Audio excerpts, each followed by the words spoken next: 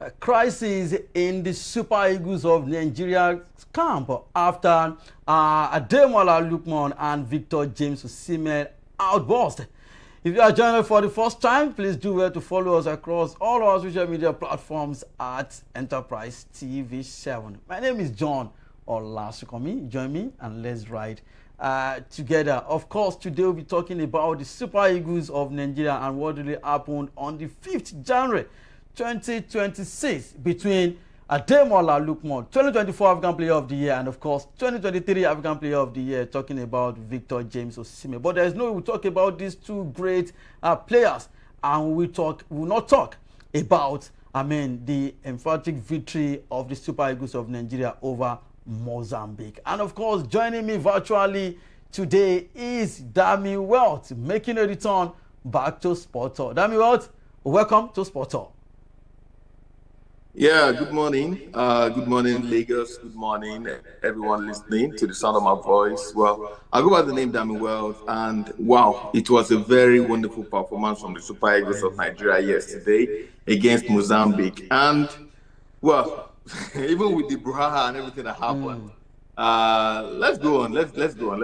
I don't want to start the show yet. You know how we do it. We'll be starting with the Super Eagles of Nigeria. Let's go straight to the camp of the Super Eagles. The Super Eagles have booked a place in the AFCON 2025 quarterfinals with a commanding 4-0 victory over Mozambique in the round of 16 clash in first. Let's talk about the performance of the Super Eagles of Nigeria. During our show on the 5th January, before the match, we predicted the lineup, and of course, Eric Chell went with the same lineup that we predicted with 4-man defense, 4 in the midfield, and of course 2 up front, talking about Akon Adams and Victor Osimhen. Akon Adams also got his first goal for the Super Eagles of Nigeria at the ongoing AFCON in Morocco. Now, Dami Wealth, before we talk about the outburst between Ademola Lookman and of course Victor Osimhen, let's talk about the performance of the Super Eagles of Nigeria.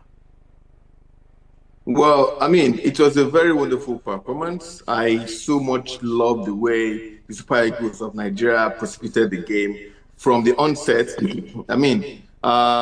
Their coordination was very key. Especially, I love the way the midfield, actually played that game. If you look at it very well, you see Alex Iwobi dictating play from deep. He was playing the number 8 position, but dropping to number 4, number 6, and he was dictating play from deep. If you look at the first two Alex Iwobi was giving me the prime Xavi vibe. You understand? He was.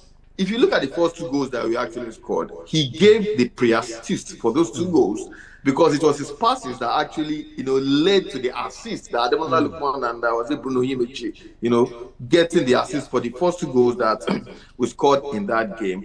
And I must also give kudos to the defense, because the build-up play from the defense was also very good.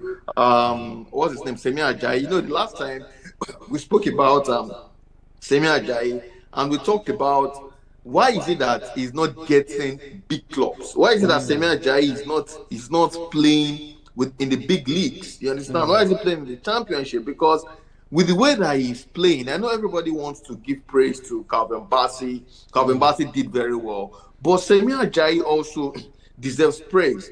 The way he builds up, the way he reads the game, the way he sometimes, as a defender, you want to surge in. You want to get into the midfield and help the midfielders to actually, control the game. He was doing that perfectly, and that helped the game. And most of all, the praises should go.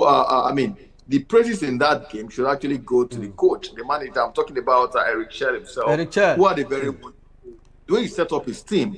If you look at it, from the first game we had in this tournament against Tanzania and everything, we have never really been rugged. We've never really been destabilized. Basically, let me put it like that. We've never been destabilized. We've always maintained our steez and composure, our passing, our tactics, you understand?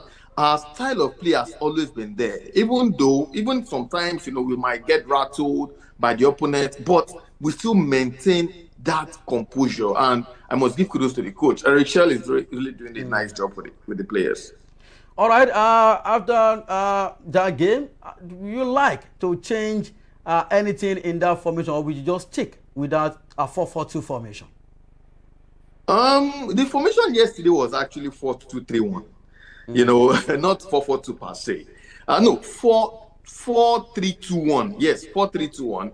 You know, because the three midfielders were what's his name? Wilfred Ndidi, Rafael Onyeka, and that man Alex Iwobi. Then he played this man. No, 4-3-1-2. Yeah, 1-2. He played this man Ademola Lookman behind Osimhen and Akko behind Osimhen and Akko Adams. So it was a 4-3-1-2 formation. When I saw the formation at first, I won't lie to you, I wasn't so impressed. I was like, are we really going to dominate this team with this? Maybe because of the opponent we played. You know, we played against a team that they are not that big, you understand? Maybe if we were playing against a team like Algeria or DR Congo, because we are going to face any of those two, you know, in the quarterfinals, maybe he would have to change. And one thing I love about the coach is that he knows his opponent and he has changed formation many times. Unlike your coach at Manchester United, who is now sacked. You know, Eric Shell knows his formation, and he has always found a way to actually change the formation when it be. You understand? If you look at the other games that we've played, he has played the 4-4-2 formation. He has deployed the 4-3-3 formation. He has deployed. He has used different formations in this game, in this tournament, pardon. But one thing has been constant. He has always played with Osimhen and Akko Adams to show that, you know, the burden is not just on one striker. So he has used two strikers, you understand? And I mean, we have the attacking talent, so why not use them? I'll confess to you, that since the days of Genetro to date, Eric Shell is the only coach that has utilized our attacking, you know, forwards and actually brought out the best in them. All right, go ahead. Are you still with us, Jamie Watts? Okay, go ahead. I'm with you. And since the beginning of this tournament, the least goal that we scored per game, I think that was the opening game that we scored 2 goals. I mean, against Tanzania, and since then we've been scoring 3, 3, and now 4. So Algeria or DR Congo should be aware. Should be scared of the Super Eagles, because this is a big statement. Going into the quarterfinal with a 4-0 victory over Mozambique, it is, of course, a big statement. This is what we want to see. If you really want us to, go back the years when we used to, we are always happy to see the Super Eagles of Nigeria. This is what we want to see. Big statement just like this. You were saying something, Damiwad.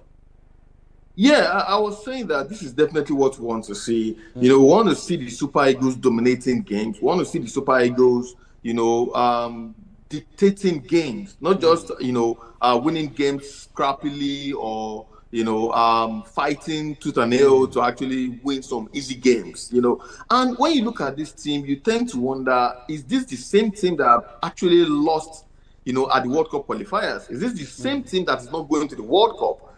Because they are actually playing so good, and you know, I don't understand how. Maybe it is the mental, because some people have said, oh, the NFF is not probably they are the cause of why the Super Eagles are not going to the World Cup because of the payment and all. I understand that the NFF have their own issues, but apart from the NFF doesn't stop these guys from actually playing football, from playing good football. At the end of the day, they know they are going to get their money either one way or the other.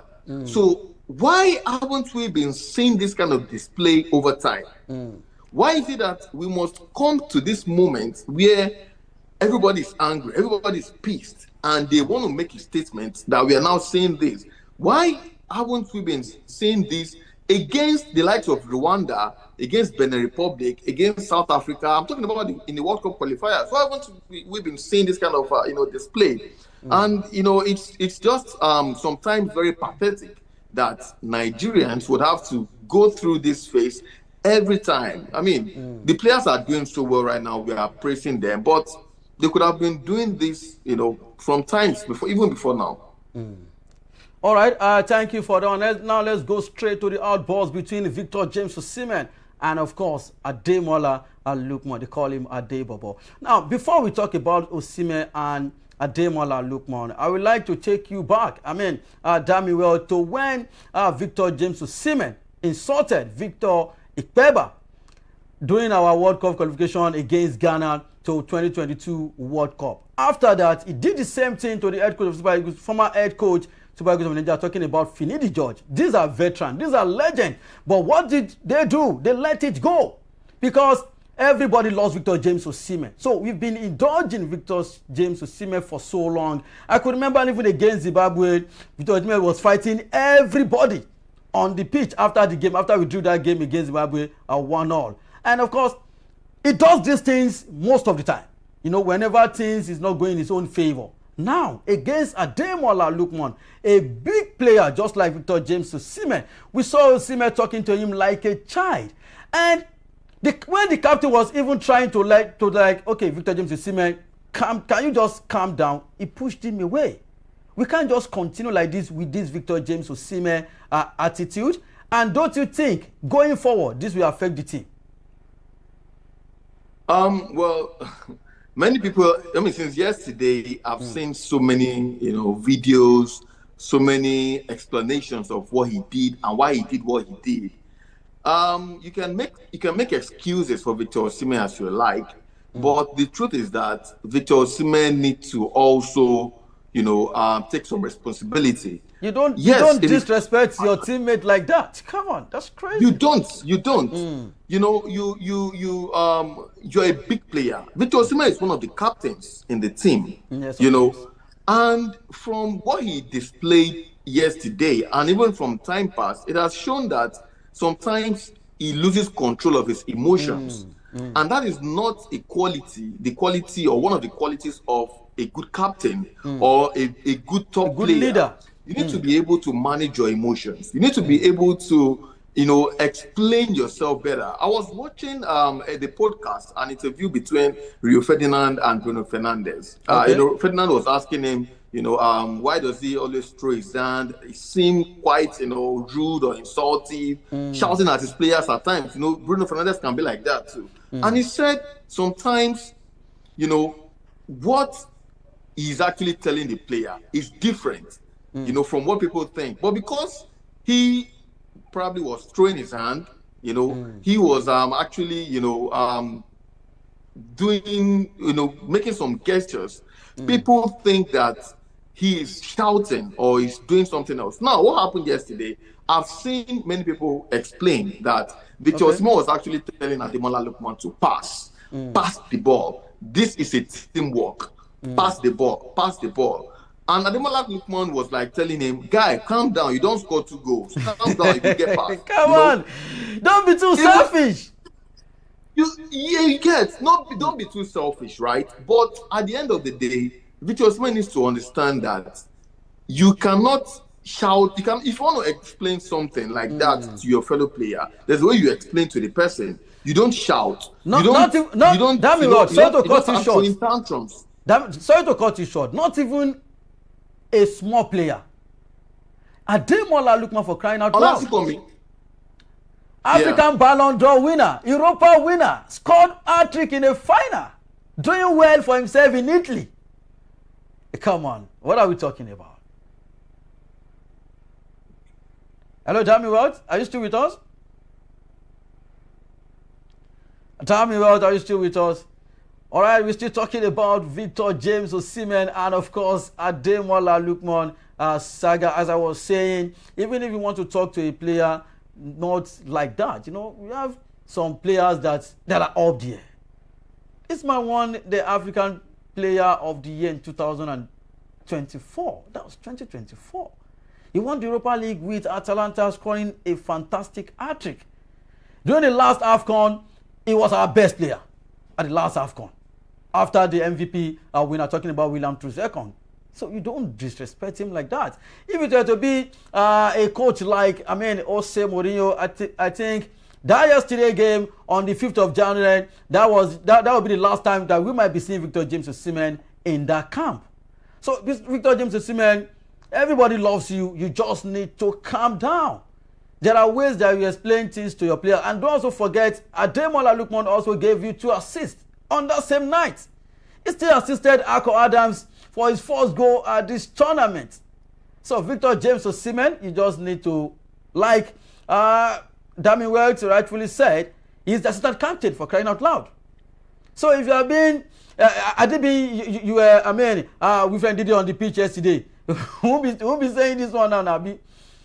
But it is what it is. Victor James Osimhen, I just hope that going forward, this will not cause chaos between these players. All right, Dami Welts, are you back with us? Yeah, I'm with you. Can you hear me? Yes, I can. I was talking moving forward. Hope this will cause chaos in the camp. Well, I just hope that this will not cause chaos in the camp. I just hope that we can find a way to make these guys forget about all this. Although Ademola Lookman, after the game, he was interviewed and he said that there's nothing between them, that Victor Osimhen is still his brother. Try to play down things, but there's no how. Sometimes these things play in your memory. That this guy was shouting at me, and you know how the media is. They will keep reminding Ademola Lookman how Victor was shouting at him and everything. So I just hope that at the end of the day they forget about this thing and move forward. But Victor Osimhen, okay, now if Victor Osimhen wasn't, he wasn't taking it personally, why did he leave the dressing room? I'm sure you saw the video where he was leaving the premises before the players. Yes, that of course. Disrespect. Not just he left before everybody. That disrespect not just on the players, but even on the coach. And coach, Eric Chell, I will not start Victor Osimhen the next game. Even if you are playing against anything. Even against Senegal. I'm serious. Even if it's against Senegal, Cameroon, Algeria, Morocco, Egypt, Congo, he's not going to start.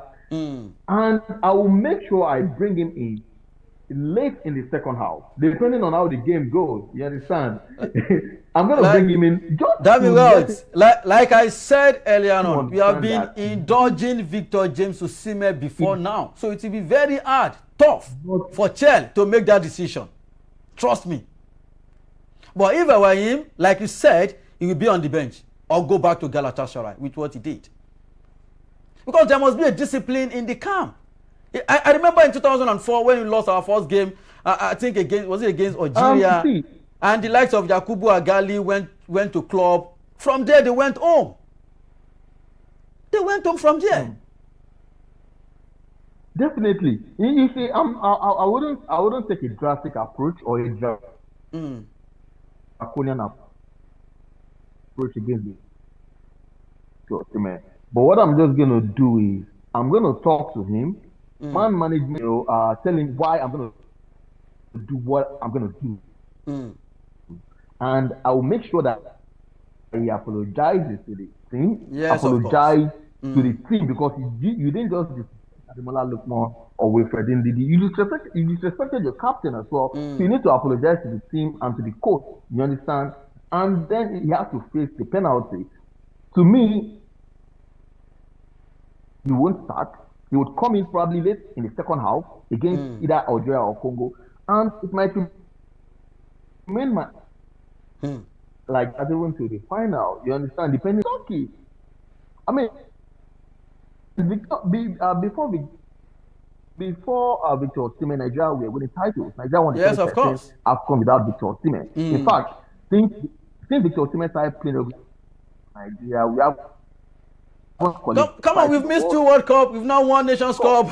So I don't know his contribution. We have no doubt about it. He is a good player. What the fuck? Nigeria is definitely.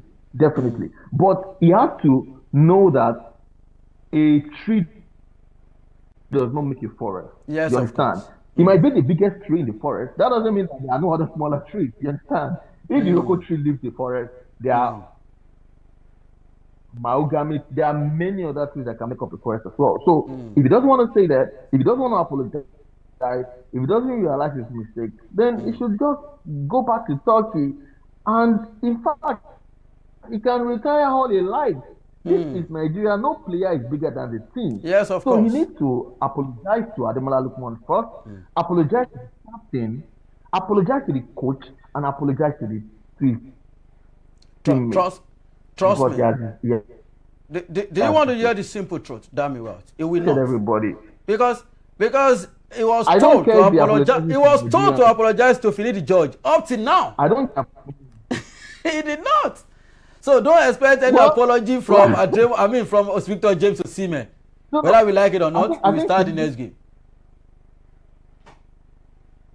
Finidi George said he apologized to him. I think Finidi George said he apologized to him, indoor. I don't know how true that is. But when he was ranting, when he wanted to insult him, he insulted him in public and apologized. Come on, Dami Wells. Come on. You and I know. He did not. But it is what it is. But my own is moving forward. Hope they will get themselves together, go into the next game against Algeria, and of course, or DR Congo, and of course, go to the semi-final, probably win the Nations Cup. And whether you like it or not, Ademola Lookman might probably win the best player in this tournament. One goal yesterday, 5th January with 3 assists. That was a great performance from Ademola Lookman. Whether James Osimhen likes it or not, Ademola Lookman is our best player right now. And of course, alongside Alex Iwobi. All right, let's talk about Egypt before we go. Egypt also played 3-1 against Benin Republic yesterday. The same day Nigeria played Mozambique. Did you see it coming?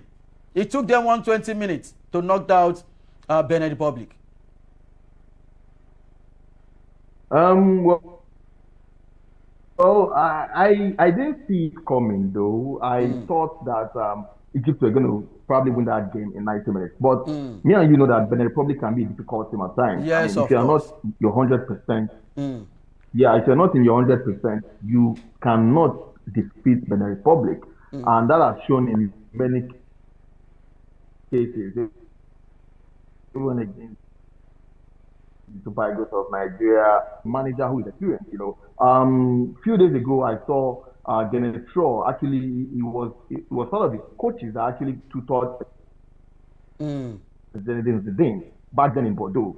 So he has been there for a very long time. He has many things. So he knows what he wants to do. He knows how to prosecute games. But at the end of the day, Mohamed Salah and Egypt qualified, even though it was extra time. But some tournaments are like that sometimes. Who would have thought that who would have knocked out Spain at the last World Cup?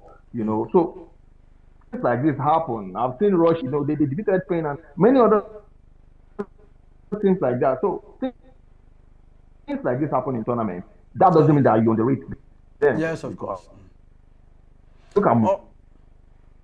Morocco are also kind of seen by 1 goal to nothing, in their games or struggling to qualify. And we are the host. People would have been shouting and clamoring and doing many things. But that is Morocco for you. People are saying they are compact, they are good, they are everything. So tournaments are like that. At the end of the day, qualification is the most important thing. Yes, of course. All right. Thank you for that one. That is how much we can take on Sports on Enterprise TV 7. Endeavor to subscribe and click notification bell to get notified of all alerts. Follow us across our social media platforms at Enterprise TV 7. Like, share, and engage on our content with our website at www.enterprisetv.com for all the news you can use, the inclusives, and the live update. Dami Welch has been good on the show today. Dami Welch.